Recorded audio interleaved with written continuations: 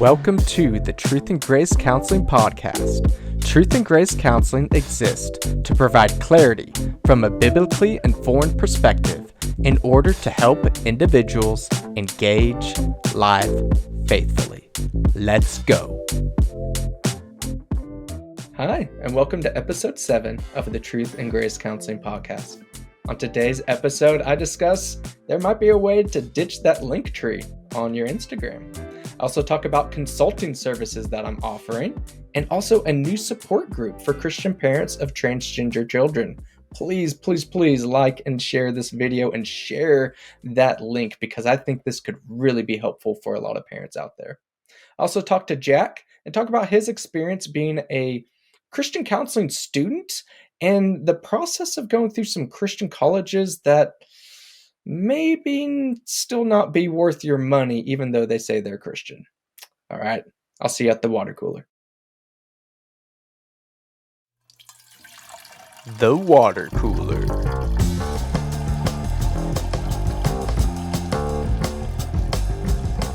Hi, and welcome to the water cooler. So I've got some fun announcements today. The first one, this isn't so much of an announcement as much as just a recent blog post that I had. So normally on my blog post, which is at my counseling page, truthandgracecounseling.com, normally these are going to be related to just my counseling practice of, talking about Christian depression or dealing with anxiety or homeschooling, pastor burnout. Generally, it would be more counseling based, but I made a recent blog post that is just more different than the rest of them, and I'll kind of get into my reason why. But first off, what it is, do you know what a link tree is? Now, in my blog post, I had a picture of an amiibo, which, if you don't know what an amiibo is, it's like a little. I should have brought one here for camera today. It's just a little, kind of a little action figure type of thing that you can physically put on the Switch, and it. Different games have different abilities with it. So like I have a Yoshi one from Yoshi's Woolly World, and I don't remember what it does. It gives you some items or something, but they're just kind of cutesy little things that Nintendo makes, which, to be honest, they make it so they can make more money. That's what they do. But anyways, that's an aside. But on my blog post, I had a picture of some Link from The Legend of Zelda, some amiibos from that. But that's not what a link tree is. It has nothing to do with Link from The Legend of Zelda. So basically, a link tree is something that is primarily used on Instagram.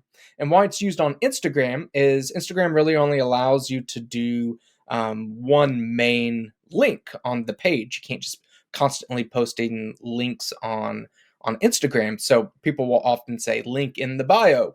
So some people will put what's called a link tree, and there's an actual website called Linktree where they'll make it for you. And that's where you can include your social media pages, maybe different websites you have, certain blog posts, maybe your merchandise. So it's just a real, just basic landing page website where you get all of your stuff. And that's why it's mostly used on Instagram, because on my YouTube channel, for instance, I can have listed in the description, here's my Facebook, here's my Twitter, here's my Instagram, which I should have said this before going in. I now have an Instagram, and I will include that link down below that you can follow me there. But anyways, while researching that, I noticed that so many people use that actual Linktree website, and it works fine. There's really nothing wrong with it. But the issue is that every click that you get on anything on a website, that helps what's something called SEO. That's search engine optimization. And basically, the better your SEO is, the more eyeballs, the more clicks that your website gets, which is good. Like for my counseling page, I want more clicks so I can see more clients. For my podcast page, I want more clicks so more people see the podcast and click the affiliate link so I can get some of those kickbacks. You want more traffic. More traffic is a good thing. Well, what happens when you post a Linktree link on your Instagram Again, people go to those websites that you want them to go to. That's good. But that landing page, all that juicy SEO goes to Linktree. I know there's bio sites, there's a few other ones, but Linktree's the big one. So I researched, I found this article about how I could make my own Linktree through my website. And I did it. Really easy. So I decided to go ahead and do that, and I'll go ahead and link my link tree down below so you can see it. I think it looks nice. It's got my own branding. It's got my counseling website, my podcast website, some merch. Got a blog post that I'm referencing right now on there, and I even have my spots where you can listen to the podcast on it. So really neat. So I wrote a blog post of how I did that and some of the advantage. So go ahead and check that out if you're interested, particularly if you use a Squarespace for your website hosting. That's what this article is written for, is specifically Squarespace. You can do it on other ones if you use Wix or whatever, WordPress. You can do it through those means. I just don't know exactly how to do that. Although I imagine Google how to make your own link tree in Wix, you're going to get results. So wrote that article, and part of why I did that, and go ahead and just kind of talk out loud about this a little bit. I am working towards opening a consulting wing of Truth and Grace Counseling. So this consulting is going to deal with a few different measures. One is going to be for other counselors like myself that are trying to get their own businesses going. So I've been there trying to get my own business up the ground.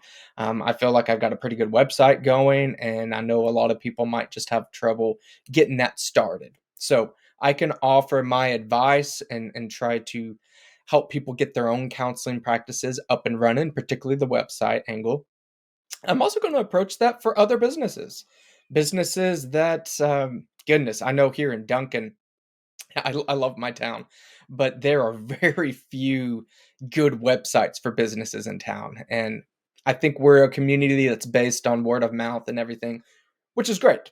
But in today's time and age, you need to have a website.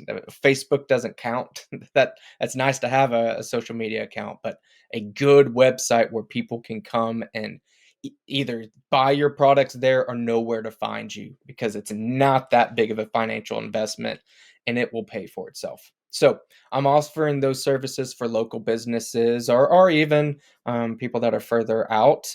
Because it's consulting, I'm not tied to my professional license in Texas and Oklahoma. I'm free to offer those services for anybody.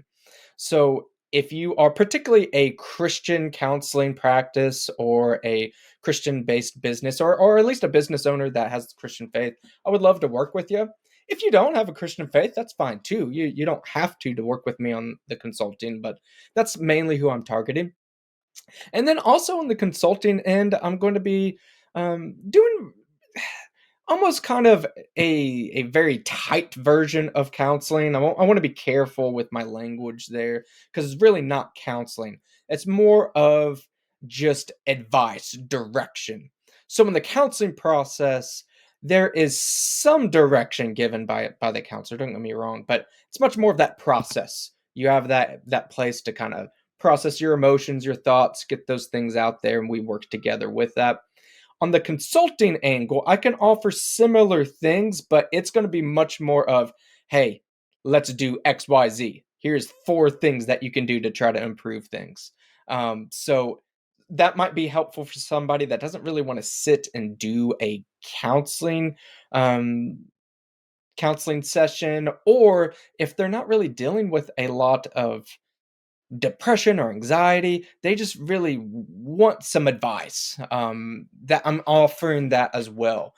So be on the lookout for some more information about my consulting services. I'm really excited about this. I think it's going to open up some different angles. I'm even looking into different businesses that are dealing with like relational issues, employee issues, and just being able to give them some good sound psychological, biblical, Christian advice. So I'm really excited to see where that goes. Another very important announcement is I am offering a new support group. I'll have some of that information linked down below. But this support group is specifically for Christian parents of transgender children.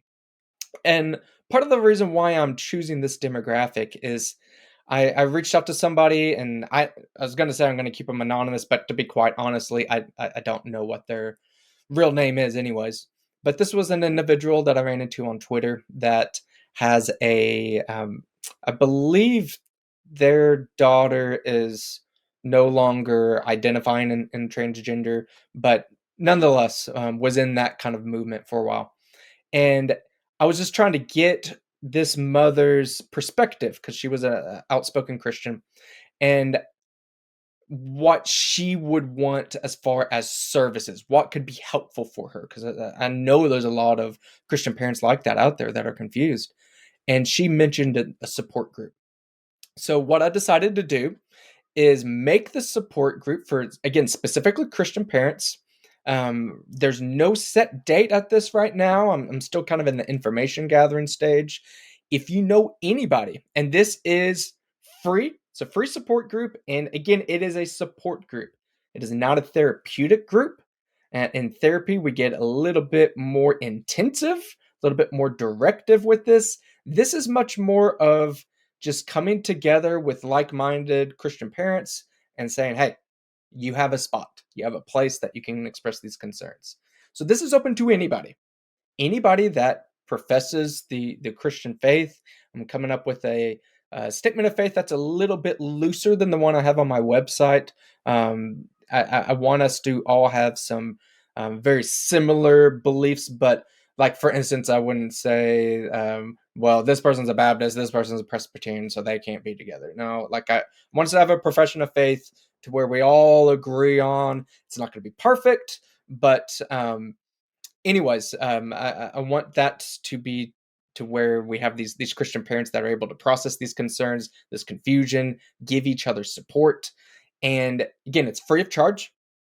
I am including on there just I'm all about being upfront. I don't like to sneak anything on anybody. Do everything on there. I will include a donation link because this is something that I'm offering free of charge. So on that donation link, they can use it to help support my time. But again, as all things, 10% of those proceeds will be going to Karis Pregnancy Center here in Duncan, Oklahoma. Again, I'm big on this ministry. I know how important it is for my community. So that is a new thing. Again, if you know anybody, this is in the entire country, that is a Christian parent of a transgender youth, let me know because I know that they are suffering. And to kind of go back into that story of that mom I was interacting with on Twitter, she was saying there are some new groups popping up, like Gen Spect is one I'm thinking off the top of my hand. Parents against something PITT. I forget what it is. I should have looked that up before, but I'll link it down below. There's some good resources out there for parents now that are popping up, but pretty much all of them are from a secular worldview, which is okay in the sense that not everything has to be a Christian organization to do some good, but Christian parents in particular face some extra difficulties just because of our religious beliefs, and seeing that in your children is incredibly difficult. So, I want to offer that service. So, please spread this around. If you know anybody that might be interested, please send them this link that I have down below. And I really want to watch this grow, and be able to impact people. My goal is that this spreads. That there will be more groups, Christian groups, for this particular support of transgender youth, and also outside of Christianity. I've had some people ask, "Hey, could you let someone that's Jewish belief or Mormon or Muslim or they're atheists?" For this specific group, no, because I want this to be a very specific Christian based one because I don't know of any that are quite like that. But if you are Jewish, if you are Mormon or Muslim or whatever, and you don't share the Christian faith, I'm hopeful that these type of groups give other people that freedom to go make more. Um, other Christian groups, go make more. If you're leader of a church or youth group or whatever, and you want to make some other available resources, do it.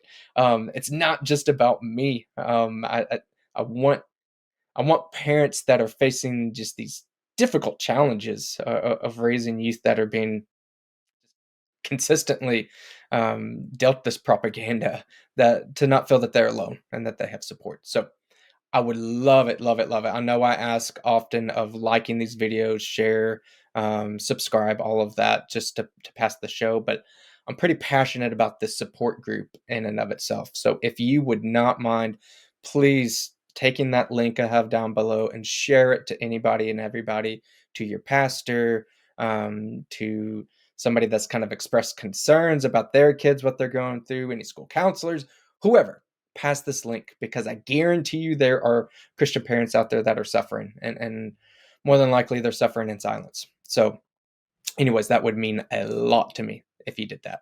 All right. With that being said, we're about to go to the meat section where we'll talk to Jack. All right. See you there.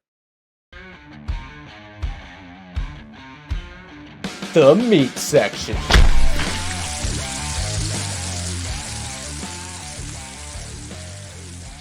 So today on the meat section, we have Jack Marchant. He is 48 years old, born and raised in Southeast Alaska, mostly Juneau, but some other small rural fishing communities as well. He and his family recently moved back to Juneau, Alaska after leaving there for 11 years. He has done tattooing for a number of years. He and his wife are with, is that YWAMers? Is that how you pronounce that, Jack? Yeah, Y-Whammers. It's Youth with a Mission, they call Okay. it. Yeah, call us Y-Whammers. Okay. Why Whamers? And living on and off in Costa Rica a few different times, in between 6 months and a year at a time.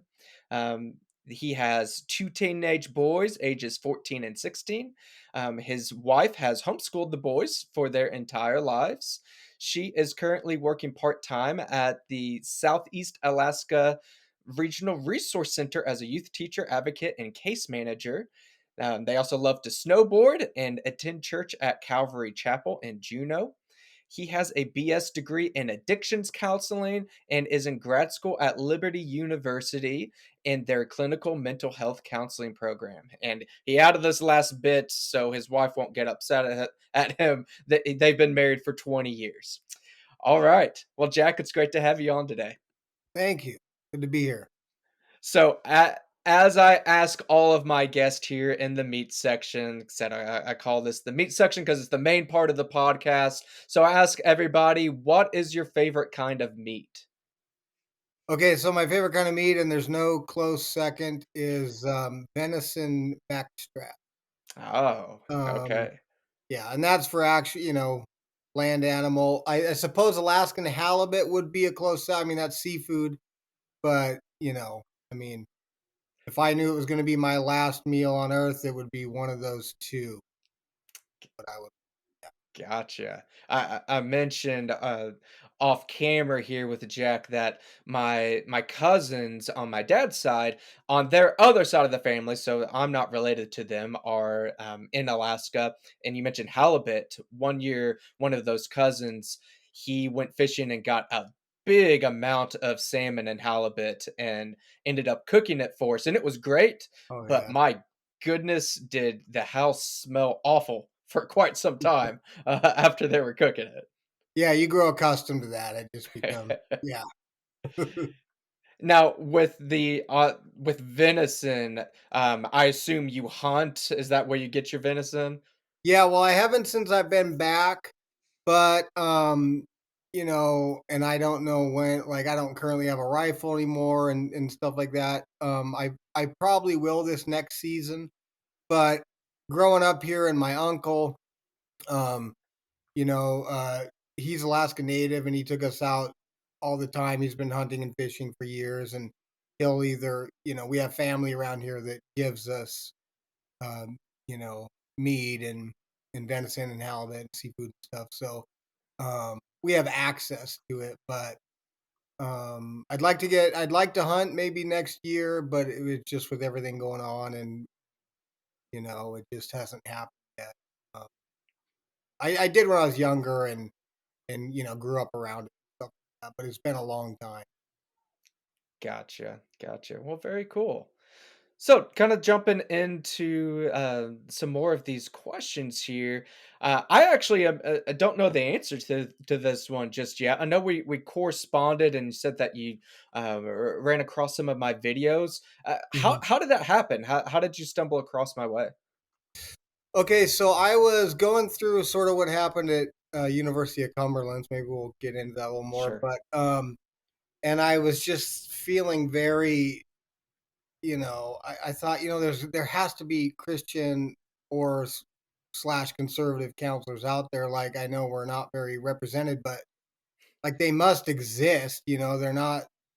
It's not like Sasquatch or something like it. Like I know it's not a totally isolated phenomenon. So I just put in Google like Christian and conservative counselor, and so you came up, and because I was really trying to figure out who to reach out to about what was going on, and I've been frustrated for a long time about just the lack, and maybe a lot of us just don't get in this field. I don't know, but there has to be more than I've seen in my professional life.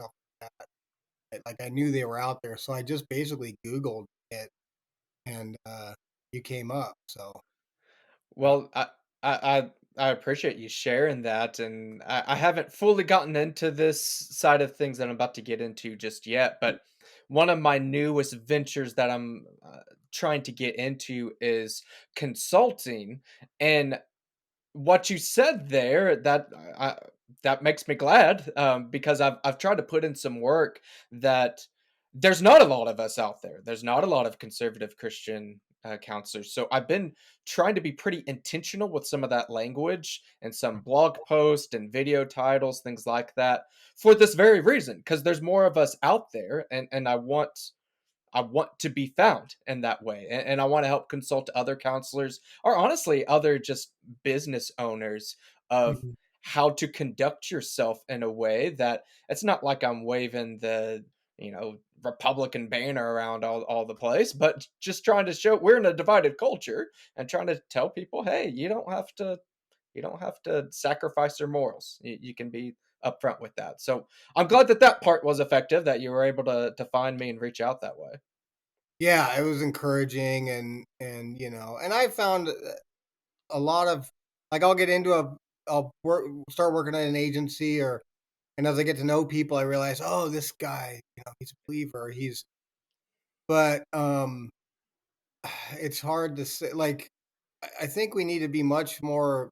I hate to say on the offensive, but just kind of sitting idly by and I hope that they all Mhm. accept my opinion too. It's like that's obviously not going to work anymore. I Right. mean, so I have found people in this field that are, but they're always very, they kind of look around when we're in the break Mhm. room talking about things that have to do cultural things or political things, and it's like, why is that? Like these other people we work with are not doing that. They're very loud and outspoken and hanging LGBTQIA plus stuff on their Right. doors, and you know what I mean. So it's like, um, I just I think we're in a culture and in a time where we really need to be a little more proactive or a little more, you know, on the offense. I don't know. Yeah. No, I think that you're 100% right, and that's part of why I started my practice. My practice has only been going officially since October, and I this part of why I want to encourage other people, and I was so glad you reached out. I- I've not had anything bad happen yet. It's not like I've I take that back. I did lose a job because of, vaccine status, but that's a whole other thing. But I haven't lost a job, haven't been fired because of, my political or religious beliefs, but I can see to where that could happen. I mean, it's kind of, It's just good preparation in my mind for me to just get out ahead of this, and Right. that way, if something does happen, well, at least I have some groundwork. At least I'm not going to just be completely out to the wolves, and having to sacrifice my morals to provide for my family. And that's what I want to be in the business of doing, is encouraging more and more practitioners, and like I said, it just people that are trying to make their own businesses no matter what it is. But yeah, you don't have to sacrifice your values. There's a lot of us out there, and you it's contagious when you're open with your values. Other people gravitate to that. Yeah, exactly. And we need to encourage one another for sure, you know. I was I was reading Acts recently and just thinking about some of Paul's missionary journeys, and it struck me how often he would go places for no other purpose seemingly than to strengthen and encourage and strengthen Mm, and encourage. And he would go on these long journeys.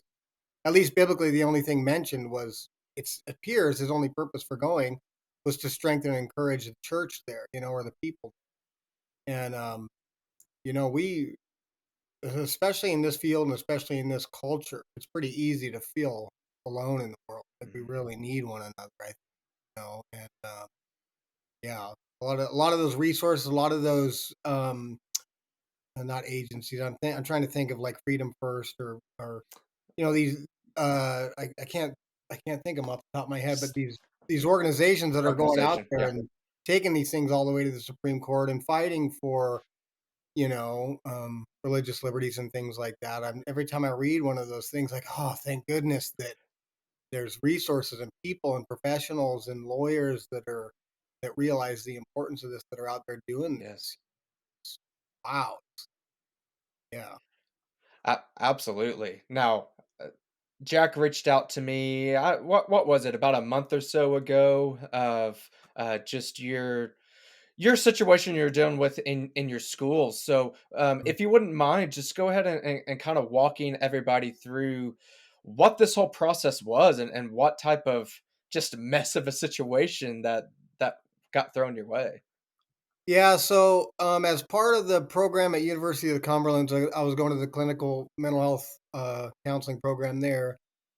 Because it was CACREP accredited, and and it was a Christian school. I Mhm, thought when I signed up for it. Um, um, we as part of the requirement for the program, we had to become members of the ACA, American Counseling Association. And it was 100 and something bucks a year, and for the whole time we're in the program. And so I don't just sign up and give organizations my money without figuring out what they're all about. And I ran into this in my bachelor's program with having to with the NASW, but that's another thing, mhm, which I refused to be a part of anything they were doing because of some other things. But the ACA had a stated position on their website, and they had some stated positions about abortion that were totally not at all like we, the ACA, and our members believe this. Like they were saying things like that. One of them had to do with abortion. One of them had to do with the transgender bathroom issue, mhm, and it said basically, anyone who opposes a transgender person using the bathroom of their stated gender identity is, I mean, they didn't say literal Hitler, but it's say, you're about one or two moves, removed from that. So it was like, we honor, we respect, and with the blah blah blah. So I was like, okay, well, that's all I needed to see, the abortion issue and that issue, because I was the person that they were saying they stood in opposition to, because I don't believe that you know biological man should be swimming pool my wife and daughters, or whatever. So I wrote my advisor and I said, so the ACA membership is an absolute requirement because um, they have some stated positions I disagree with, and I don't think that becoming a member of the ACA should be required of anybody who has, deeply held religious beliefs, or I forget how I worded it. I mhm. think I sent you the email sort of. Yeah, yeah, you did. And he said, "Yeah, there's no wiggle room. I wonder what your issue is, or what do you have an issue with?" So I told him, I said, "Well, first of all, there's this abortion, and And he wrote back, "So you're saying you have a" what did he it was like, "You have strong feelings toward the LGBTQ community. Is that accurate?" Or something like that. Yeah. And I wrote back and said, "No, that's not accurate. I have problems with the policies of the ACA and being required." Like, he just jumped there, which was, I thought, quite inappropriate, and and it annoys me when when it's framed that way. Like, I Mhm. somehow have a problem with an entire community of people because I believe that, men are men and women are women. It's just nonsense, So Mhm. I we went back and forth and back and forth, and finally, he was, I forget, but he just quit writing. And he said, "Well, I'll reach out to the head, or I'll reach out to somebody and let you know." And I never did hear back from him. So I reached out to, I forget who it was, the lady, the head of one of the heads of the program. And she basically forwarded it on to Dean and so in their defense, in their to give them credit, the dean did reach out to me and said, "Well, actually, he misspoke. You could go to another organization. You could do the AACC. We do make exceptions for people with, you know." He didn't he said, "I'm really sorry that you had a negative experience." He was very diplomatic Mhm. and chose his words very carefully. He did not apologize for the way the guy, dealt with the advisor, but he did say, "I'm sorry you had a negative experience."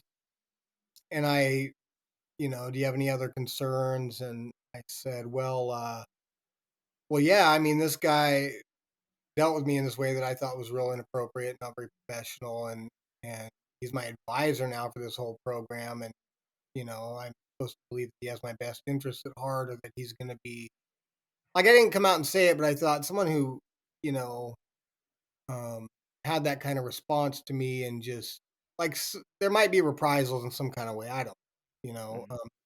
So I was concerned about that, and he did say, "No, we can get you another advisor." So I think he did everything he could. He explained to me, "This is a Christian university, but this is a secular program." That's what he Mm. said. Interesting. Yeah, and so I said, "All right, well," and he actually even brought up liberty. He said, "It's not like, liberty that infuse," and I don't know if he said infuses, but the, the Christian worldview is very much built into their Mhm. program and what they teach. And I was thinking, yeah, I already reached out to Liberty and applied, but I said, "Yeah, okay." So I mean, he was gracious. He took the time to call me and speak to me for over half an hour. I know he's a busy guy, so I do give him credit for that. Like, they did try to make a way, but then there was some other things in the program and some other things the students were saying that, just a lot of gender ideology stuff Mhm. that kept coming up just in the first two classes I did, that I thought, "You know what? I just don't think this is the right fit for me." And I reached out to a professor there that also taught at Liberty, and I told her, I won't tell anyone that we had this conversation. I just really want to know what you think. She encouraged me. Liberty might be a lot better Mm. their program we talked about. Anyway, long story short, I applied at Liberty. I got accepted there, so I start their program on the 20th, which I'm excited about. And hopefully, I'm thinking it's Liberty. I can't be running into the same stuff there. At least I sure hope not. I haven't seen any red flags yet. Mhm. So yeah, and so that was kind of a bummer experience. It was a good learning experience. Liberty is also going to honor my military service, so I get a much reduced discount. So that was a cool thing. So it's going to end up costing me a lot less Mm. in the long run, and I think it's a Christ-centered program based on everything.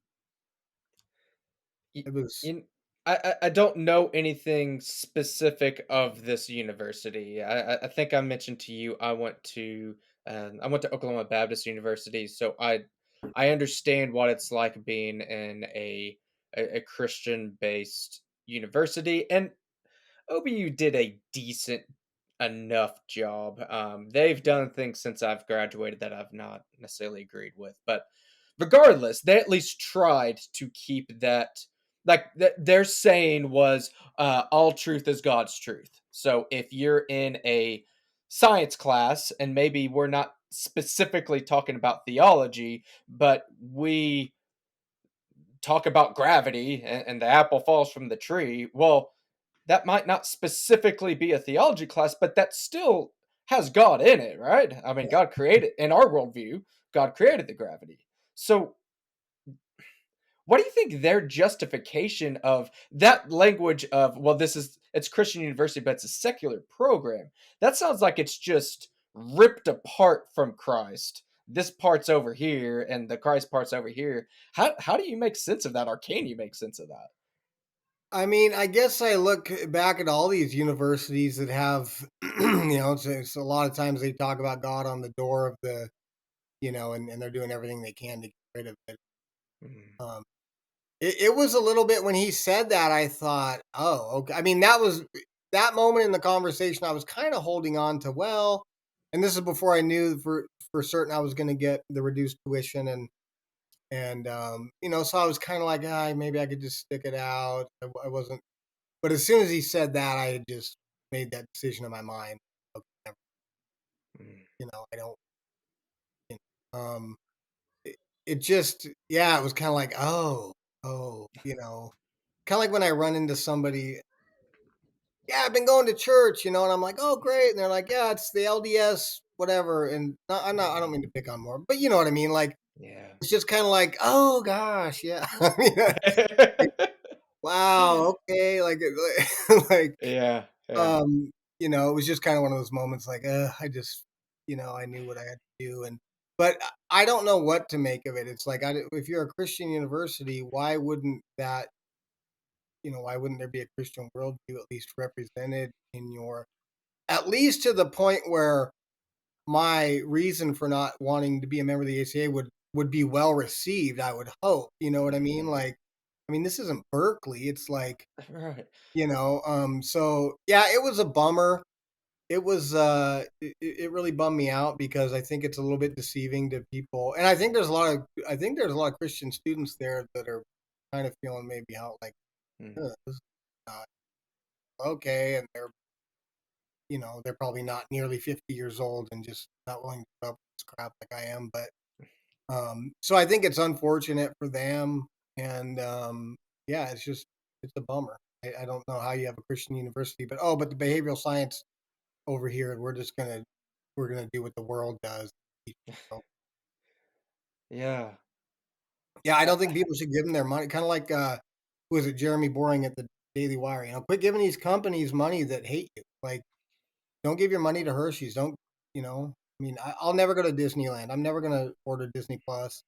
I'm never gonna get Harry's razors. Like I believe strongly in that. Like you should not be paying huge sums of money to an institution that treats its students like this, and that says it's a Christian university, and then you get in and see how the sausage is made, and yeah. it's like this. Not cool. To put into some context too, for some of the listeners that maybe not know about ACA, I know Jack said, Association of. Uh, Wait, did I mess that up? American Counseling Association. American Council Association. There we go. I got this association wrong. But there you go. I'm not a part of that. I went to a state university, and this is just some of that cultural shift. Like the world's been the world from the get go. We both, are Bible believing Christians, so we believe sin has been there since they ate from the fruit. Even Adam ate from the fruit. So it's not like this is new, but the way that it's, particularly in the counseling field, how it's just progressing at Mach speed is significant. I Yeah. graduated in 2013 from my master's from a state university. I went to OBU for my undergrad, but I went to University of Oklahoma, for my grad. State, not Christian at all. And I remember in my interview, I interviewed with a very, very liberal professor. I don't know for certain on this, but I'm pretty sure she was a lesbian. Again, I don't know that, but just there's some evidence to suggest that. And she was asking point blank in my interview, "Hey, is there a population not that you would refuse to see, but that you would struggle with?" And I was honest. Mhm, I was at the time, 22. I hadn't graduated bachelor's yet, and I was just honest of, "Hey, like during these, I mean, again, the ancient times of, just a decade ago, over a decade ago of, gay marriage wasn't even legal at that point. mhm, So, that was kind of the big debate at the time. Trans stuff didn't gonna say it didn't exist. I know it literally exists, but the debate didn't exist. And I said that counseling a somebody that is homosexual would be a difficult case for me because of my religious beliefs of believing that the act of homosexuality is sinful. mhm, So I was just honest with that, and I felt like I did it in a very professional way. But the kicker here is she was so gracious. She said it's that type of honesty of yourself and your own morals that's going to get you far in in the profession. And she passed me. This person that I'm pretty sure is lesbian, very, very liberal, and I said I would struggle counseling a homosexual client, and she mhm. liked me. She was my advisor. We got along great. I am very hard pressed to think if we had the exact same conversation today that I would be allowed on campus, much less Oh, be yeah. accepted. I don't think that honest discussion would be allowed. And to see that not just at an OU, a state university, but at a Christian university, it's like that's just off limits. We can't even get to homosexuality. That stuff's tame now. Uh, Saying a man's a woman's a woman, that's some controversial stuff. So I think it's important in our culture where we talk about the importance of mental health and everything, which I agree, but we need to be careful of what these definitions are. What does mental health mean? And what does that treatment, what does that look like? Even from your Christian counselors. I'm one of those. So I understand what I'm saying here, but just because someone slaps Christian counselor on there doesn't inherently mean they're being biblical. So we just need to be careful. And an example like Jack's, where that training is coming from a admittedly secular perspective. Again, that doesn't mean we have to write off the profession as a whole, but it does mean you need to be cautious because the training of these counselors now is fundamentally different from I'm 34 years old. I'm not that old, but from my training, it's fundamentally different. We are churning out activists left and right, and you just need to be cautious of who you're trusting. Yeah, it's really difficult, and like you said, that's another thing that really kind of offended me about my exchange with that advisor is he was saying things like, "Well, how are you gonna counsel, a transgender person? How are you gonna counsel someone who's had abortion?" And I was just so offended. First of all, it's very presumptuous because I've already done my, my hours, my supervision, and for my CD. Well, it's LCDC 3 in Ohio. It's a CDC 2 in Alaska. It's addictions credential. Mhm. It's a bachelor's level, license. But I so in Southern Ohio, in the heart of Appalachia, I had a young transgender client.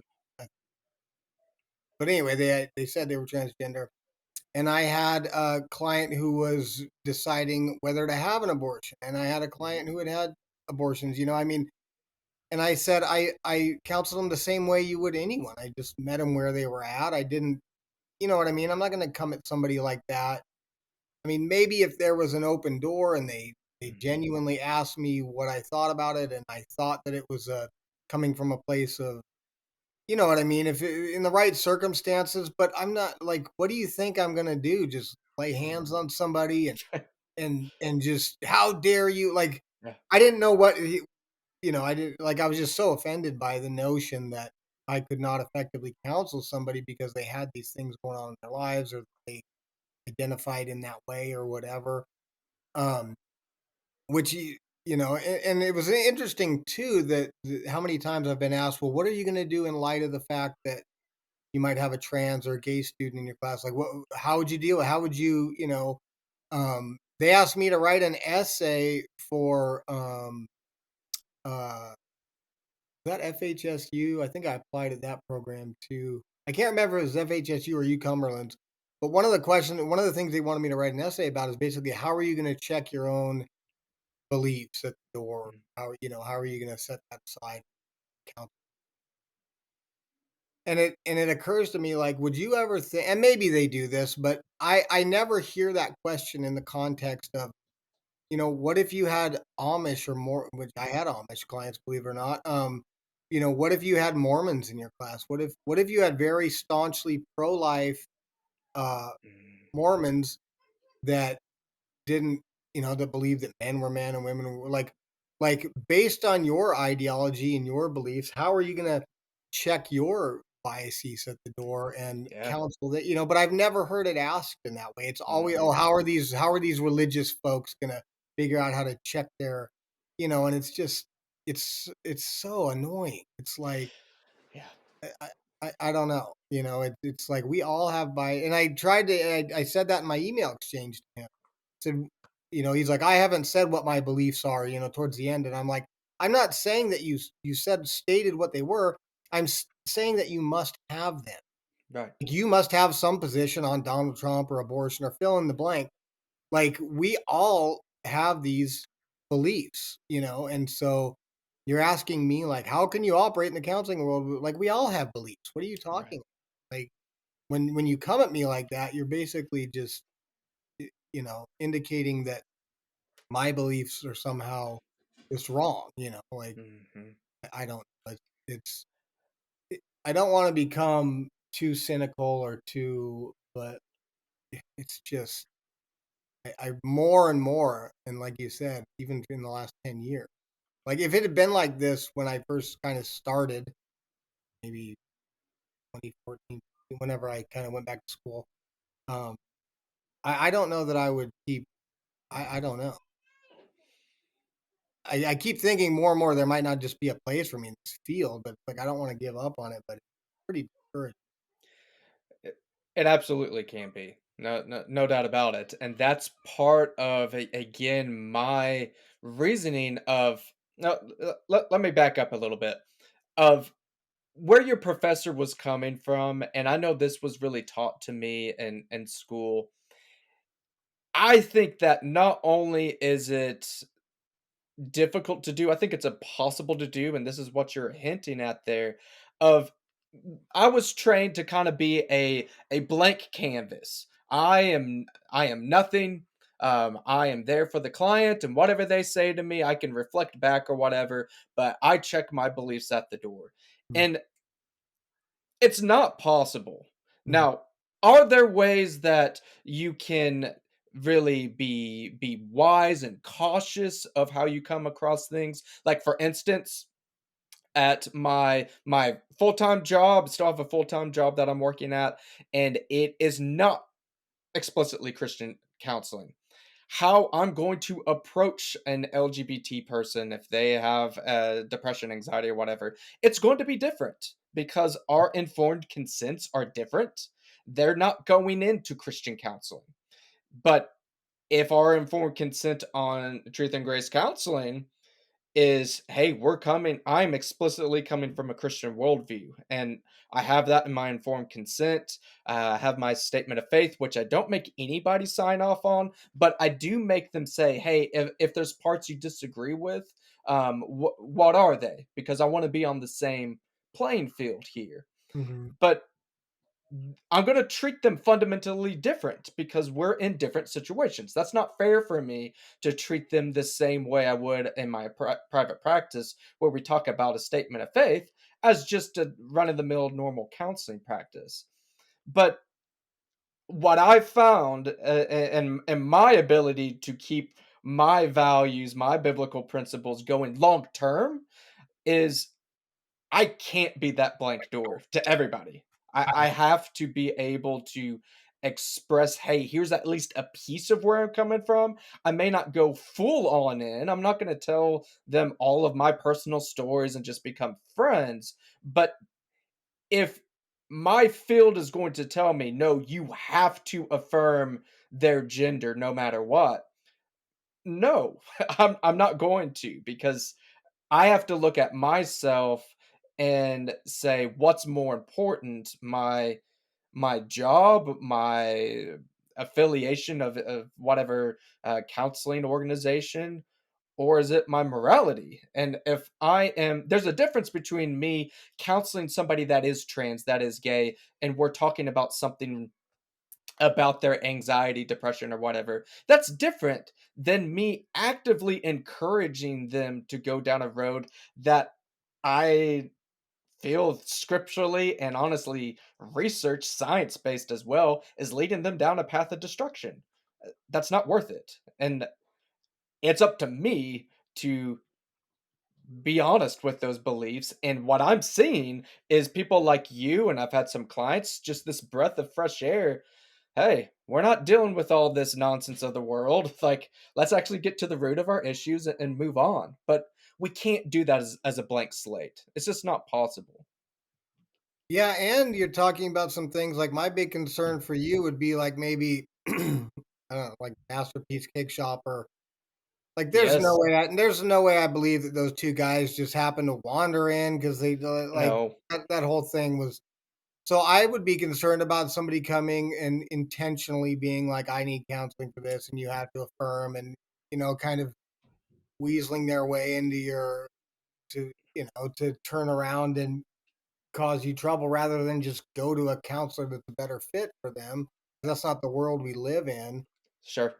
I mean, and another, and I have a friend that was working as a counselor in, well, kind of a school counselor, case manager sort of role in Colorado.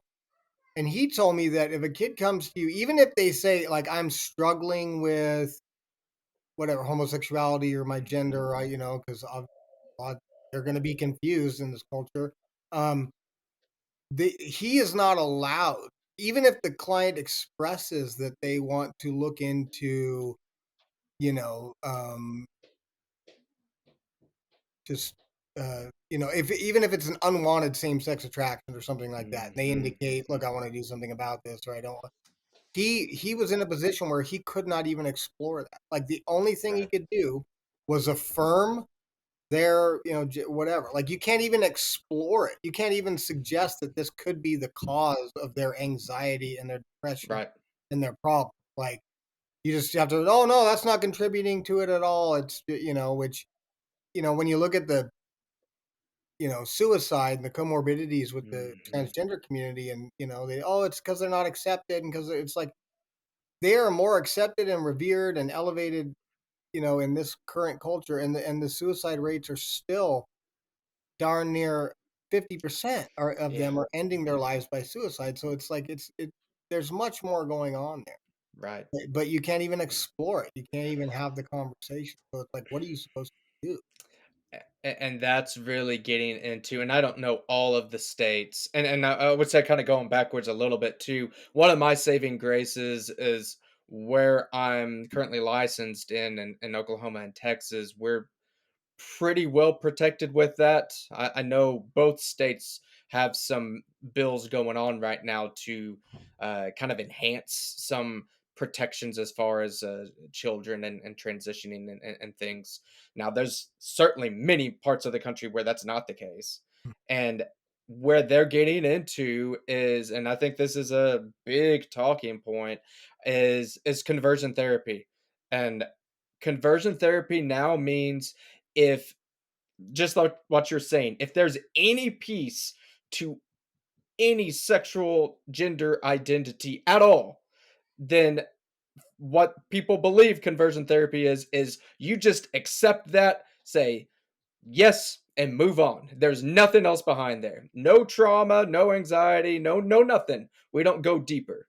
Yeah. And that it's absurd is really what it is. And I'm hopeful that there's gonna be enough backlash and some of these more progressive states that have tried this.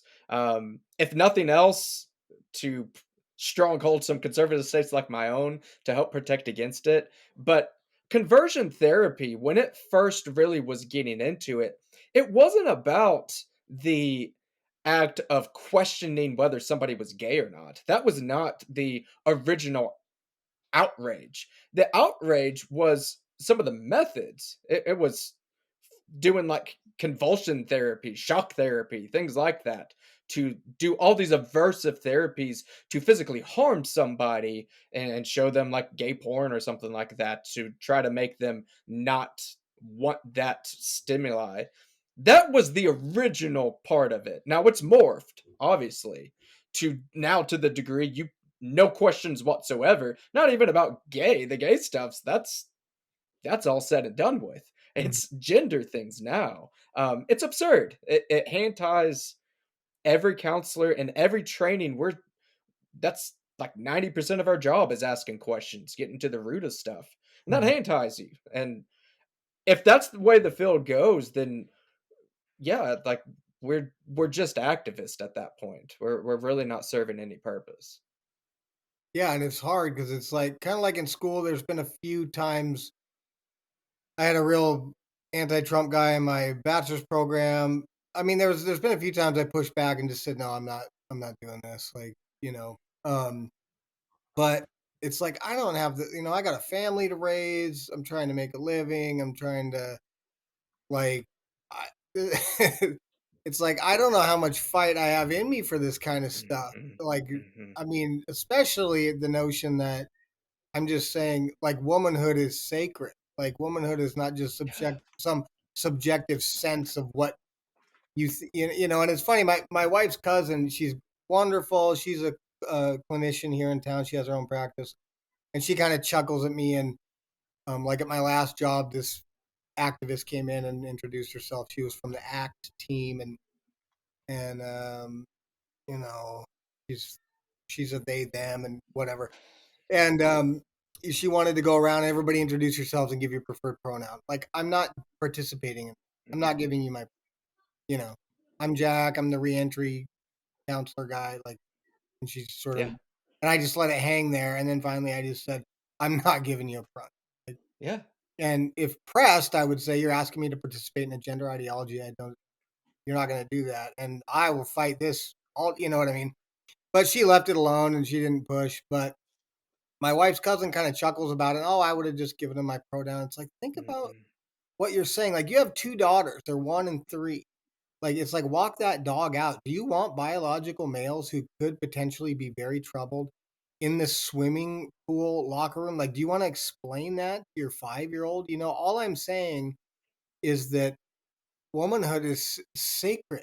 You do not get that place up on the podium with my wife and my mother and all these females that fought so hard to excel in these sports that are just getting these.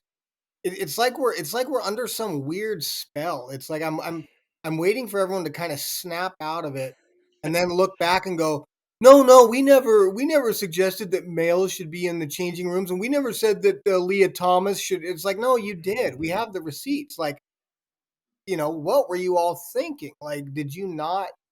You are you so short-sighted that you could not see how this could be a potential problem, Yeah. Um, so it's just like I don't even know where I was going with that, but I think I got off on a get kind of emotional about that issue. But I just I get tired of it being like, oh, you're just getting so worked. Yeah, I'm getting worked up. This is very Yeah. important. Yes. Like, womanhood is very, and women fought. That's why I am so allied with the TERF, the trans exclusionary radical feminist. Yeah, yeah. Back in the '90s, I'm like, oh, I can't even be in a room with it. Now I'm just like, thank you, sisters, for doing what you're doing. Like, thank you for Yeah. recognizing that biological men, have no place in this. Just oh, A and when you were saying that earlier about pronouns and dressing rooms and all that, I'm with you. I never thought in a million years that, I would have so much in common with, like, J.K. Rowling, who oh is yeah, I thought as left as could be, but she knows what a woman is, as we all do. Everybody does. They can say they don't, or it's a spectrum, but they know. We all know. But I have a lot of respect for that community. In a lot of ways, they are they are right about the patriarchy, honestly. And Mhm. it's what's interesting is the patriarchy right now is Leah Thomas. Oh, yeah. It's Admiral Levine. It's all of these men that are taking over women's spaces. That if you want to say the patriarchy, that looks like the patriarchy to me. Oh, absolutely. I mean, that's men just robbing you of your opportunity. I love that video on YouTube. I don't it was like this older woman and they're filming the swim meet and she's going, "Give me a break. You don't see that guy has an advantage over." And the guy in front of her goes, "Look, I'm not a," he said something like, "I'm not a medical, I'm not a biologist, or I'm not a woman. I can't speak I can't remember which one it was." And she goes, "Oh, come on. I'm not a veterinarian, but I know what a dog is." And it was just the most perfectly timed. It's like, that's absolutely right. It's Yeah. absolutely, it's nonsense to suggest that that dude, especially in that, like, if they're, I don't even know the other big name, uh, but in a swimming environment where it's just so stripped down and obvious that that is a Yeah. biological male standing up there, it's like, how can you all just sit here and allow that dude to, I mean, yeah. Yeah. And Yeah. just saying things like that is like career ending now. For me to say, how could you say that that dude, or whatever, like that those kind of things. If Mhm. you know, um, it's absolute nonsense. I never would have thought 10 or 15 years ago that this would even be Mm-mm.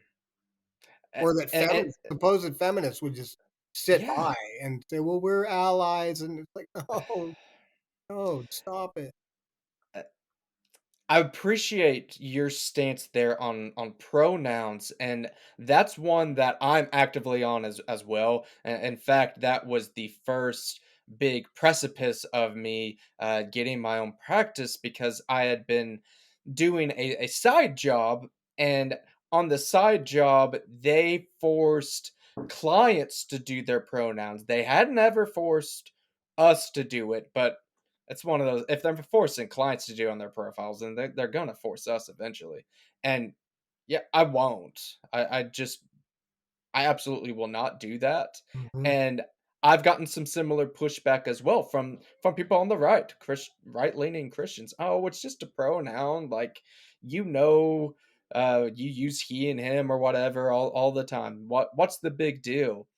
And it's like that gateway drug into Yeah, this ideology. yeah, You are saying that you can just pick and choose that, and I think a lot of these people are well-meaning, and they just don't want there to be a lot of conflict and don't want to fight about every little things. I get that, but you can't give an inch on this ideology. You just can't. You yeah. have to squash it. Yeah, if you participate in it, that's not how you win. You especially don't win against this culture that way. Mm-mm. That's why anytime someone, how are you going to check this at the door? And I always come back with, well, how do you check your beliefs? Yeah, Like yeah, you must have strong beliefs. It'll be like a lefty I know or something, and it's like, what are you going to do with a staunchly pro-life, a young girl who's in an abusive relationship, and she's a teenager and she's pregnant, and everything according to your worldview and your ideology is just get rid of that thing, and because that's what you yep, believe. How are you going to check all that at the door when when she comes to you for counsel? It's like that's a two-way street, and I'm yep, really tired of Christians having to answer for that and give 1,000 and you know word essay on how we're gonna do that. It's like right, everybody needs to do that. You're gonna, uh, yeah, oh yeah, that's where I was going with when I got off on the tangent, the her razzing me about, or yeah, what's the big deal? Well, it is a big, it's nonsense, and I'm not gonna participate. absolutely. You mentioned abortion, and obviously, I'm gonna not give any. indicators for this individual, but recently had a client, and we were exploring that possibility Mhm. of abortion, and I'm staunchly, in fact, I'm so anti abortion that I tend to like to use that terminology, anti-abortion, as opposed to pro-life. Right. Um, and I do that for a few reasons. One of which, because I found just in debates, and I try not to do too many, but I say I'm pro-life, and like, oh, you only care about life when they're born, but when they're born, you don't care about them. I just get tired of that discussion, so I just Right. say no. I'm against abortion. Anyways, I didn't tell that to my client. This was not in my private practice, and didn't think that was pertinent for them to know.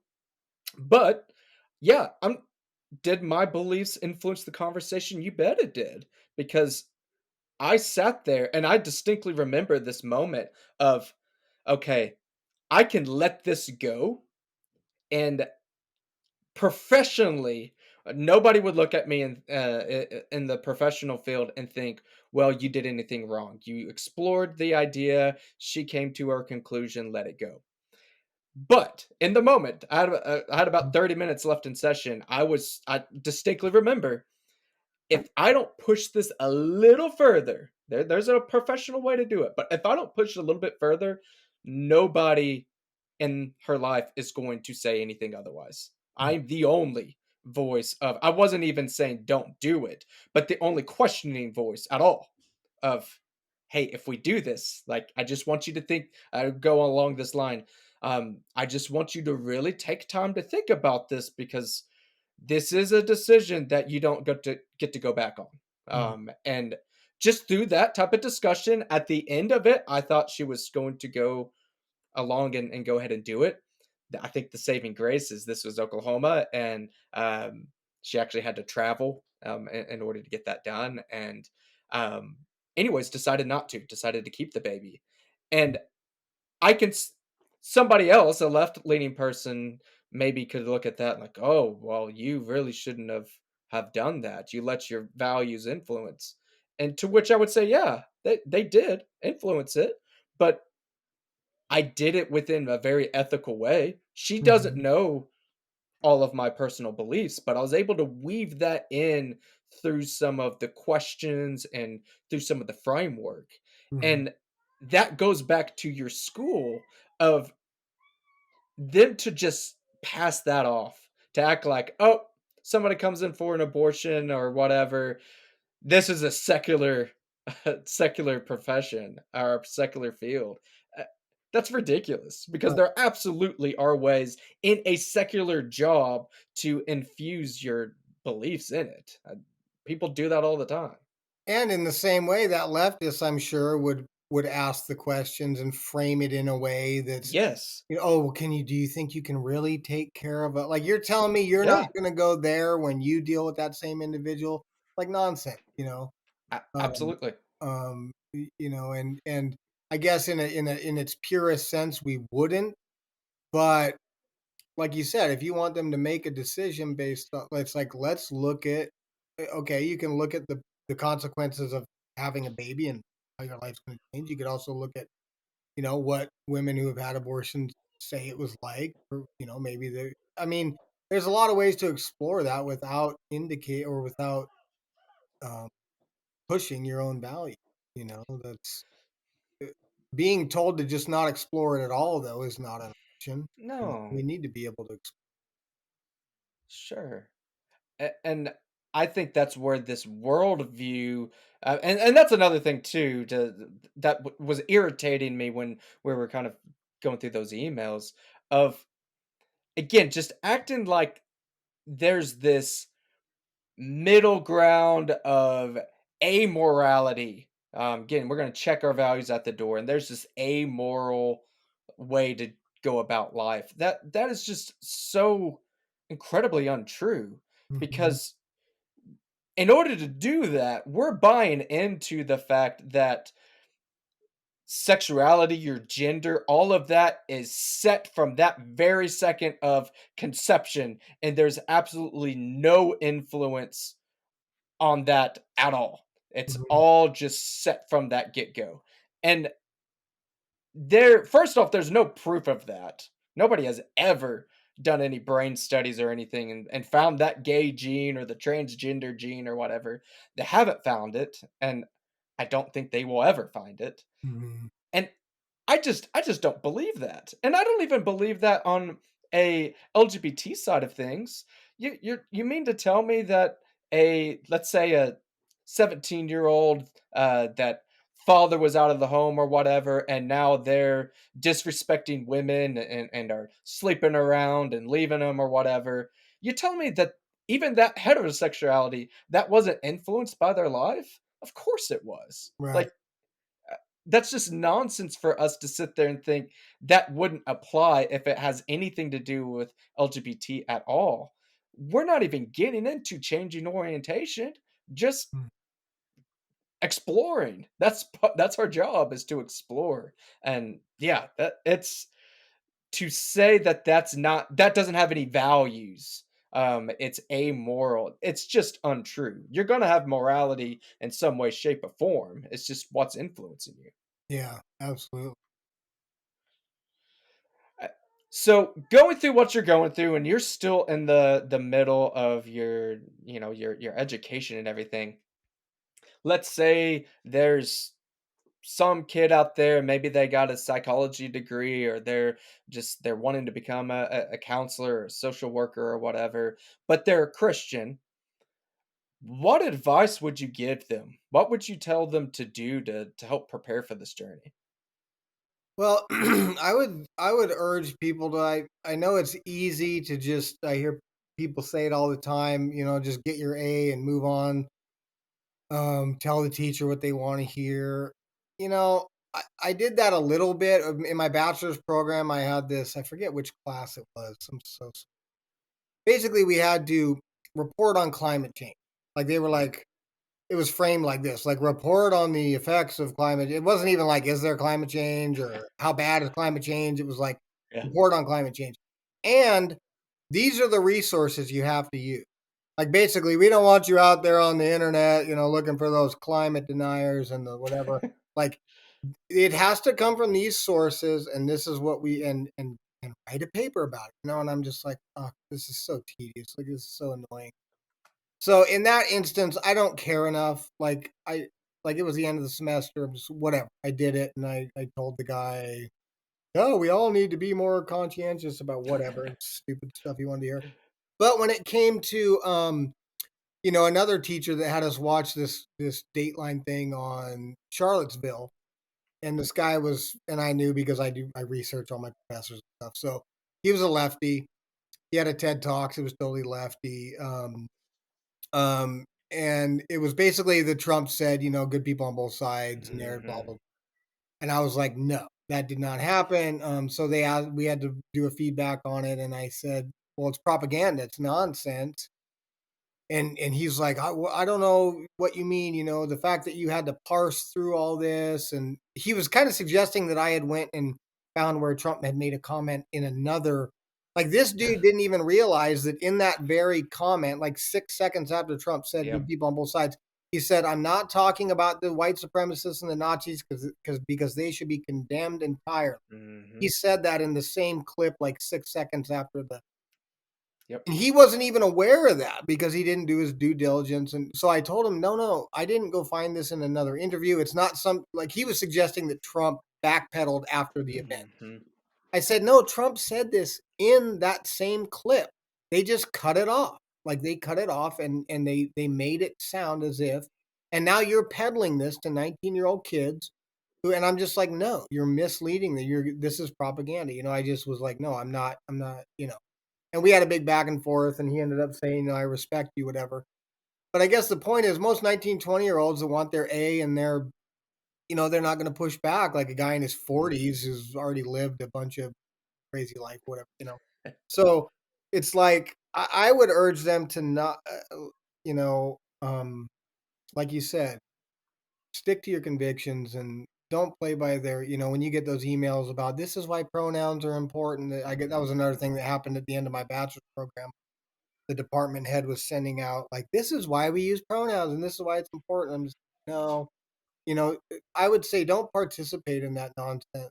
and don't be afraid to call it nonsense. Mhm. I mean, there's this part, not a large part of me, but a small part that, somebody could see me on this thing, having this saying the things I'm saying down the road if I'm working at an agency or something. They could potentially it could cost me something, or I'm sure it could Sure, cost you something, being as outspoken as you are. sure, But it's like, do it anyway. If you participate in this, if you just are kind of a silent observer to all this and you don't push back, um, there's going to be dire consequences. The culture we're in, we need to be on the offensive all the time. yes. So, I think a lot of, um, like the advisor I dealt with, he needed to be. I think it was totally appropriate for me to push back and say, not only do I not think ACA membership is appropriate, uh, the way he framed what he was saying to me was inappropriate. I still never heard anything back. I don't think it's very professional. I mean, this guy's a doctor. I mean, he is a doctor with influence in a Christian university. Um, and when the dean called me, I let him know exactly what I thought about that. I didn't think it was Mhm. appropriate at all. And so it's I urge people to fight and not become discouraged, and not play by these nonsense games. Like, don't give. There's a reason for not giving pronouns. You shouldn't even Yeah. participate in that. It's okay to say that womanhood is sacred and that women are women and men are men. Like, um, I keep thinking we're gonna snap out of it, but I mean, you know, I would say choose. I don't know where the strongholds are. I'm assuming Liberty's safe. I mean, it's a very supposedly devoutly Christian university. Mhm. Um, I mean, I didn't realize they have a bunch of NCAA Division One teams and stuff. Like it's pretty They do. legit. I've been like excited about going out for the campus visit and stuff, but they're probably going to be like, "Who's this old tattooed guy?" But I would say don't give your money to these universities that are Mhm. just, especially if they're Christian in name and and you get in that program and it's just obviously a secular program. Just get out. Don't that's a lot of money to pay for an education that is basically indoctrinating you like all the other leftist universities. Yeah. Because I mean, it's a war. It's you know. Um, I was at work the other day, and one of the case managers was talking about how their 7 or 8 year old granddaughter, and some people in her class are saying, "Well, I'm trans and I'm gay," and she's like, "They're 7 and 8. Like, why are they even having these conversations?" And this was a previous agency I worked at that was very, very, you know, um, uh, gender affirming healthcare and Mhm. whatever. I no longer work there, but I was like, "Yeah, why indeed? Why do you think that is? Why do you think our little ones are so confused?" Yeah. Like, so at the end of the day, that millstone it talks about in the Bible, better Mhm. that thing's heavy, Yeah. and we have an obligation to not participate in this and not further confuse children. I mean, let me show you this. I got this at the health department when I went for my TB test this week. A resource for trans students in Juneau, middle school edition. All right. And here on page 11, um, lean on adults that you trust. Not everyone has supportive adults in their families or home. It's important to find supportive adults who you can trust. You might find those supportive adults at your school, in the teen health center, or at Zach Gordon Youth Center. A supportive adult is someone you feel safe with and someone who respects you. A supportive adult might go with you to a meeting, help you fill out an email, blah, blah, blah. You know, these schools want to raise our children, and this is the kind of stuff that they're telling them, and they're doing everything they can to do it without the parents' participation or knowledge. Um, it's horrible. It's not appropriate. No. Um, and so yeah, I urge people to push back. Like, we're in a cultural war. I mean, Yeah. not to be overly dramatic, but you know, But it's true. Yeah, and don't give those schools your money, don't give those companies your money. I mean, Disney, Hershey's, like, they're never gonna see another dollar. That's nonsense, you know? I will say on the college front and really what on the like you're saying with Hershey's and Disney and some places like that that have been really vocal here recently. Maybe this is the inner optimist in me coming out, and it very well could be. But it seems that, particularly on the universities, I know schools have been overly expensive for quite some time. I know they've been leftist for quite some time. They seem to be going on a trajectory that is not sustainable. It's like I said, just from the time I was in grad school, the changes are significant.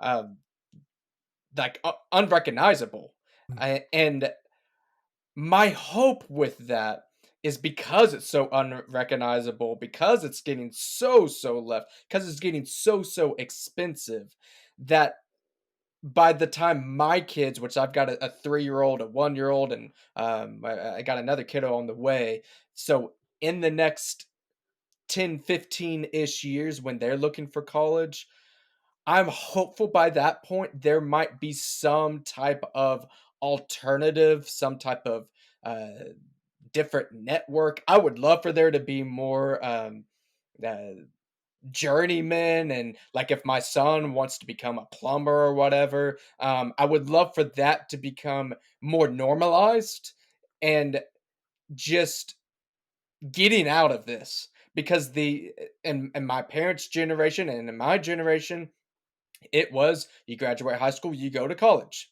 That's mm. just what you do. You if you're not smart, then you don't go to college. Like that's it. And I think we're starting to see some shifts of that. Now, I don't know what that looks like, and I could be dead wrong. It could be 15 years from now when things are just that much worse and there are no alternatives. But I think the encouragement for professionals, especially for someone like myself, and with you getting out, going through your schooling when you get out, is let's not just wait for these organizations to get better. Let's not wait for Hershey's to stop doing stuff. Like, let's make stuff. Let's go make our own organizations. Go Mhm. make your own schools. Go set. I would love for there to be at some point some different type of licensure for a different type of counseling field. I don't know. And again, this could all fail spectacularly, and I could be dead wrong. But I would rather people try and fail than just go through, get that A, and move on. Just keep your head down. Don't say anything. That's not working. And that will definitely fail spectacularly. Let's at least try some other avenues. And I hope that that starts popping up more so. Yeah, well, exactly what you're talking about. Mike Rowe talks about this all the time. There's this huge working class contingent in our society that are getting old and retiring, and we've been telling all these kids for the last 20, 30 years, oh, you know, you get a liberal arts degree and you Mm, I mean, there's skilled labor jobs, and I mean in Alaska, you can come up in Alaska and make six figures right out of high school next year. I mean, it's bonkers. yeah. I mean, I know a guy that does spray insulation. He's a Hmm. friend of mine, like spray foam insulation. He cannot find enough people to work. I Mm, mean, he could have 5 crews working Southeast Alaska around the clock. A lot of people don't want to do the work, and a lot of people are just I don't know. He just can't find good help. But I mean, there's you're I think you're talking about some. I mean, there's all kinds of opportunities in blue collar. That's what I'm hoping my teenage boys. They actually went to a job fair yesterday at the hmm. mall here, and you know, it might be the Forest Service or it might be the Pipe Fitters Union or something. I hope they go that route. I mean, they're going to make a whole lot more money. They won't be racked with Yeah. debt. I don't know, but like you said, it's not sustainable. I mean, there's just Mm-mm. this. Who's going to work all these jobs? And another thing Mike Rowe always points out is in all those U.S. News and World Report, 100 best schools in the country. You never see trade school. Like we don't Right. put a high value on skilled trade and like we used to, and working with your Hmm. hands and taking pride in your work. And we're gonna we're gonna see the fallout.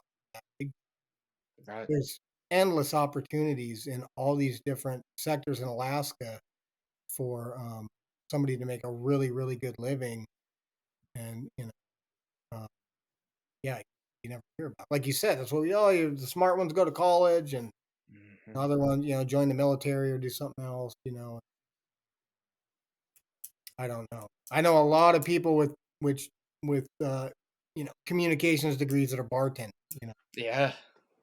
Well, you had a good old, AOC. Oh, She was bartending, right? And she had a economics oh, degree, so so painful.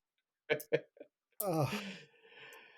Well, Jack, any other, things that you would like to talk about or some things that you're working on before we head out today?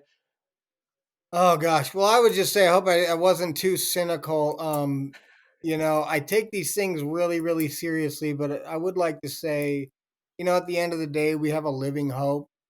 I was thinking about my life before I came to the saving knowledge of Mm, Christ. My wife and I kind of both did together, and just how cynical and hopeless, and you know, um, it's like I there's nothing new under the sun. I yeah, mean, as bonkers as everything looks to me right now, it's like, I mean, they were sitting on Mars Hill having these conversations thousands of years ago. I mean, and I know how the story ends, and we have a right. living hope, and so I always remember that, you know, I have a treasure, I guess, in Jesus, Yeah. and I need to remember to love these people that frustrate Yes. me to such a large degree. It's God, it's so hard. But I need to remember to love them, and they're just lost and deceived, and Yes. you know. So I get pretty worked up. So I hope I wasn't too cynical, but there is hope. There's always hope. Yes. I don't want to just give up on this profession in this field, because especially in addictions and substance use disorder Mhm. counseling. It's really where my heart's at. In some ways, that's almost a little easier because the issue is just kind of focused on that, Sure. and but I don't want to give up on this. I love counseling. Um, I love helping other people find truth and find a new way of life. So I don't want to just throw my hands up and give it to the world like we did with education and with. Mhm. I mean, um, it it so boggles my mind that everybody got so up in arms about Twitter. It's like you're just mad that it's not your. It's like you got Hollywood, you got, you have all media except for a couple, Fox News, and a couple of outlets. You totally control the narrative, and when you lose an inch there, and Elon Musk buys Twitter, and just wants to make it like fair, not. Yeah. Um, so I want to not just give up hope, but boy, we need to stick together. It's a small That's right. contingent of you know, um, like I said, I was glad that I located you, and that you were able to be Googled, and because in that moment when in my frustration, I was like, there have got to be others out there. Yeah. I need to find them. This is. Yeah. And so I'm really encouraged that you're doing what you're doing, and I just, yeah, we got to stick together. Uh, I think there's a place for us out there. We just have to. I think it's going to be a fight. I don't think it's going to end anytime soon. No. Like you said, it's not sustainable. Can't go on. Every time I see Hershey's or one of these, I'm thinking, who are they pandering? I mean, this is not the majority of the population. I mean, No. I lived in the Midwest. Most people are not, they don't believe this stuff. Like, where are they Mhm. at? But I don't know. Yeah. Well, there's a difference between, I've talked about this before on the show. We need to know the fight that we're in. Like I can say no, things are good. I've talked about this often, especially being in Oklahoma. You know, we're ruby red. And even aside from the state, that I know the last two elections, presidential elections, we had every county vote red, and in my county, it's usually like 70-30 for most elections going Republican. I mean, it's pretty ruby red. Mhm. But I talk often. I hear this kind of talk. Well, it wouldn't happen here. Doesn't happen here. Not in Oklahoma. Yeah, it does. Oh, Is it as front and center? No, but I wouldn't think Juneau, Alaska would have that stuff. But here we go. It's oh, everywhere. oh, So absolutely. you need to be aware, but as you're saying, we got to keep that within perspective, particularly if you're a Christian. We already have that hope, and that's where we need to check ourselves. While yes, we're in a fight, and we need to be upfront. Everything we talked about is true. We need to know we're not the ones that are going to fix it all. We Right. serve our purpose, but we have to have faith, and if that means that our civilization crumbles, then I'm not gonna say that's good. But if that's how God chooses to use this, then that's how He chooses to use that. And we need to have that faith that our job's to speak truth, and what happens happens. Yep, That's not up to us. absolutely. Okay. Well, Jack, I really appreciate you for one reaching out to me back last month or so, and yeah, for hopping on and speaking out today. And yeah, we'll definitely catch up later. And wish you the best at Liberty. Yeah, thank you very much, and thanks for having me. And yeah, it was very encouraging what you're doing. So keep up the good work, and I'll definitely be in touch. All right. Well, thanks, Jack. Thank you. The last word. Today's last word is kindness. Now, I don't know if any of you have heard this before, but there's something called the 11th commandment. Now, don't pause this video or turn it off or get off the podcast. I realize there's only actually 10 commandments in the Bible. But this 11th commandment is kind of an implied commandment that many in the church really uphold, probably more than the other 10 commandments. And that is the commandment of being nice. Now, note that the final word I chose was kindness and not niceness. Let me give you an albeit rather extreme example to show you why I did not use niceness. So, let's say I am just really hating my left hand, and I look at my left hand like, this is a stupid left hand. I'm going to cut that left hand off. That would make me feel better because I don't like my left hand. You, being a wise human, you might think, Johnny, what are you doing? Don't cut your left hand off. Your left hand's fine. Don't do that. If you're only concerned about being nice, then you would only concern yourself of how I'm feeling in that moment. So you being nice, I would feel better if you agree with me that I should cut my hand off. So if you're just being nice to me in that moment, oh Johnny, no, it's okay. You do what you want with your hand. It's fine. It's your decision. I trust you. That would make me feel better in the moment if I truly want to cut my hand off. But is that a very kind thing to do? No, it's not a kind thing to do. There's nothing wrong with my hand. My hand's functioning just fine. Me cutting that hand off is a very bad thing for me to do for my health. But you in that situation solely being nice, wanting my feelings to be better and for you to feel better by there not being a lot of conflict. We got rid of the conflict there and I felt better in that moment, but it wasn't kind. That's leading me down a path that I might actually go ahead and do that. And I'm probably going to regret that. And that's not going to be a very good decision if I cut my well functioning left hand off. Now, I use that example for one because it is rather extreme. I know most people that are being nice in situations aren't being in quite an extreme example as that. But it's also pertinent to this current transgender movement that's going on. I've recently had an example with my daughter.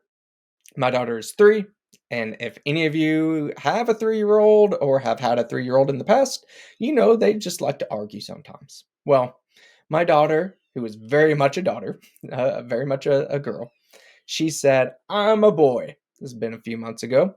To which I replied, "No, you are a girl." And then she just kept replying back, "I'm a boy, I'm a boy." And eventually I just knew she wanted an argument, so I never agreed with her, but we just dropped it. And what do you know? That next day, she's back to wearing beautiful dresses, as she calls them. She's a beautiful girl. I'm so pretty, blah, blah, blah. She's a very confident little 3-year-old girl. Issue was dropped. If I was solely intent on making her feel better in that short temporal moment, I could have said, "You know what? Yeah, you say that you're a boy, you can be whatever you want. You can be a boy, you can be a girl, non binary. I believe you, I love you." I could have said that, but would that have been kind? I would very much argue that that would not only not be kind, it would be quite evil, quite sinful thing to do. Because my daughter, she's 3.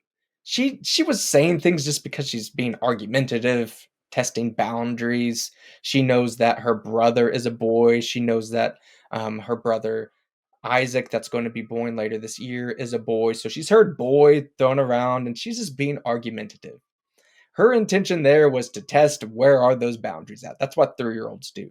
Her intention was not to change her gender, try to change her sex, which you never can. You can try to get some surgery to make yourself sort of look like it, but you'll never be that other sex. It's impossible, even with surgery. But even if that was my daughter's intention, would that be kind for me to affirm that? I would argue no. Again, just like I said, that sex is static. It will never change. And it's actually a very loving thing for me to not give in to that type of worldview. And in my daughter's situation, she didn't even know what she was talking about. So if I gave into that and said, "Yeah, you are a boy," that's increasing confusion in her young, little, fragile mind. So it was actually very kind of me, for one, to refute that, and two, to not bring that situation back up with her, acting like this is a big thing. We need to have a big sit down talk because she said she's a boy. She's being a 3-year old. And guess what? The research shows, and just like with my daughter in this situation, most of the time when you just let it be, particularly for little littles, it goes away. She doesn't know what she's talking about. She's a 3-year old. So there's other situations that are going to be a little bit trickier. Maybe you're dealing with a situation with your spouse or people in your church or some loved ones that you have disagreements with, and maybe you think that they're living a life of sin that's very apparent, or they're talking to you in a certain way that's not right, and you're choosing to be nice by either not bringing things up or agreeing with them on aspects that you know are wrong. I'd urge you to think twice about that, because what's nice, what's making them feel better in the moment, might be sending them down a path that they don't need to go down. Or maybe by you speaking up, by being kind in that way. And again, when I say kind and speaking up, I don't mean you're yelling and screaming. I don't mean I go to my daughter and spank her. "How dare you say you're a boy? That's the worst thing ever." No. When you're kind, yeah, you're still saying it in a very humble, appropriate way.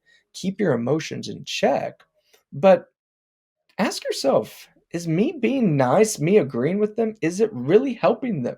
Is it really something that's going to lead to fruit in their life?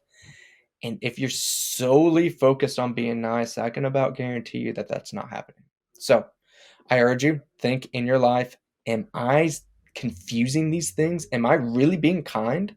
Am I, with my words, leading people in a way that's going to lead to fruit? Or am I kind of patting their back on the way to destruction? Just because you do it with a smile, just because they feel better, doesn't mean you're doing the right thing. So I urge you to think about that over this next week. How can I be kind instead of being nice? thanks for joining me again on another episode of the Truth and Grace Counseling Podcast. I've included all my information down below, my podcast website, the good stuff, merch, again, all this merch that you can buy there, t-shirt and cups and stuff like that. Also, if you wouldn't mind liking, sharing, subscribing, all of that stuff, leaving a 5-star review, all of that stuff, it really does matter of helping spread the show. I'll tell you, the YouTube and places like that, they don't like content like this spreading, so that really does help fight against the algorithm. Last thing, if you could share that support group, Christian Parents of Transgender Children. This is such a unique resource. It's free. I know it can really help a lot of people, so that would do so much good if you could just take that link, put it on your Facebook page, tell your pastor, tell your friends and family. It could just really, really be helpful, and that's for anybody in the country. I really appreciate you being here today, and I look forward to seeing you on the next episode.